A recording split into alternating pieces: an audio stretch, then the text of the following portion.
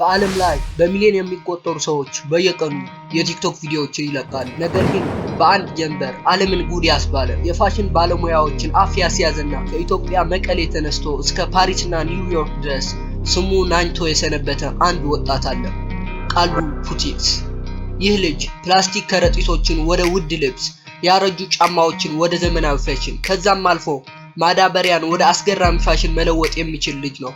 ብቻ ምን አለፋችሁ የነካው ነገር ሁሉ ወደ አስገራሚ የፋሽን ስራ የሚለወጥለት ተአምረኛ ልጅ ነው። አሁን ላይ መላው ዓለም ስለሱ እያወራ ነው። ታዋቂ ሰዎች፣ የፋሽን ባለሙያዎችና ሌሎችም የቃሉ ፑቲክስን ጥበብ እያደነቁ ይገኛሉ። የኢትዮጵያ ሕዝብም የዚህን ልጅ መጨረሻ ለማየት በተስፋ እየጠበቀ ይገኛል።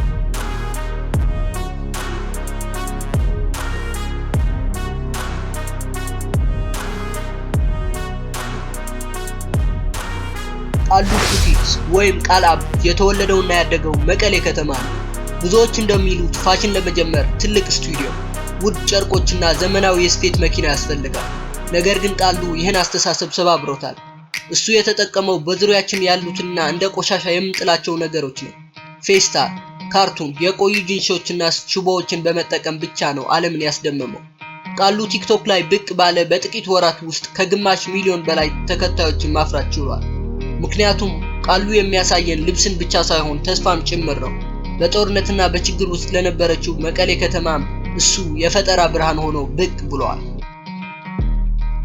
እስኪ አስቡት፣ እናንተ ለቆሻሻ የምትጥሉትን ነጭ ማዳበሪያ ቃሉ ሲነካው ወደ ልብስ ይቀየራል። ከዛም አልፎ አንድን የወደቀ ፕላስቲክ ሲነካው ወደ አስገራሚ ፋሽን ይቀየራል። ያ ብቻ አይደለም፣ ቃሉ የራሱ የሆነ ልዩ የመራመድ ወይም ካትዎክ ስልት አለው። ያንን የራሱን ዲዛይን ለብሶ ምርኩስን ይዞ በሚራመድበት ጊዜ እውነተኛ የሞዴሊንግና የፋሽን ንጉስ ይመስላል። ዓለም አቀፍ ሚዲያዎች ስለሱ እየዘገቡ ነው። ትላልቅ የፋሽን ኩባንያዎችም አይናቸውን እሱ ላይ ጥለዋል። ይህ የሚያሳየንም አንድ ነገር ብቻ ነው፣ ጥበብ ቦታና ጊዜ አይገድበውም። ቃሉ በስራዎቹ ውስጥ የሚጠቀመው ስታይል ሰስቴይነብል ፋሽን ወይንም አካባቢን የማይበክል ፋሽን ይባላል። ይህ ደግሞ በአሁኑ ሰዓት በዓለም ላይ ትልቅ አጀንዳ ነው። ቃሉ ሳያውቀው ዓለም የሚፈልገውን ነገር ይዞ መጥቷል። የቃሉ ታሪክ ለኛ ለወጣቶች ትልቅ ትምህርት አለው። አንደኛ፣ ምክንያት አትፍጠሩ። ቃሉ ውድ ካሜራ አልነበረው ወይም ሪንግ ላይት አልነበረው። ነገር ግን ያለውን ነገር ብቻ በመጠቀምና በአካባቢው ሊያገኘው የሚችለውን ነገር ብቻ በመጠቀም ትልቅ ደረጃ ላይ ለመድረስ ችሏል። ሁለተኛ፣ ለየት ለማለት ሞክሩ። ሰው የሄደበትን ሳይሆን የራስን መንገድ ስትፈጥር ነው ዓለም የምታየው። ስለዚህ ለየት ለማለትና ከሰዎች ለመለየት አትፍራ። ሰዎች እብድ በትመስላቸውም አንተ ግን የራስን ነገር ለማድረግ አትፍራ። ሶስተኛ፣ በራስ መተማመን። ቃሉ ቪዲዮ መስራት ሲጀምር ብዙዎች ሲያጥላሉትና ሲተርቡት ነበር። ነገር ግን ቃሉ በራሱ ትልቅ እምነት ስለነበረው ለማቋረጥና ለማቆም አልወሰነም። ይህም በራሱ ላይ የነበረውን ትልቅ የራስ መተማመን ያሳያል። ዛሬ ቃሉ ፑቲክ የአንድ ወጣት ስም ብቻ አይደለም፣ የኢትዮጵያ ወጣቶች ብሩህ ተስፋ ምልክት እንጂ።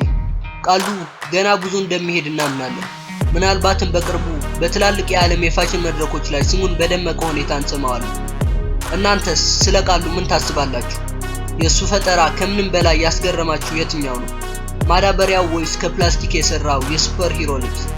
ሐሳባችሁን በኮሜንት ላይ አሳውቁ። ይህ ቪዲዮ ከተመቻችሁና እንደ ቃሉ አይነት ጠንካራ ወጣቶችን የምታደንቁ ከሆነ ሰብስክራይብ እና ላይክ በማድረግ ቤተሰብ ሁኑ። ምክንያቱም እንደነዚህ ያሉ አስገራሚና አስተማሪ ታሪኮችን በየሳምንቱ እናቀርባለን። በቀጣይ በሌላ ቪዲዮ እስከምንገናኝ ባይ።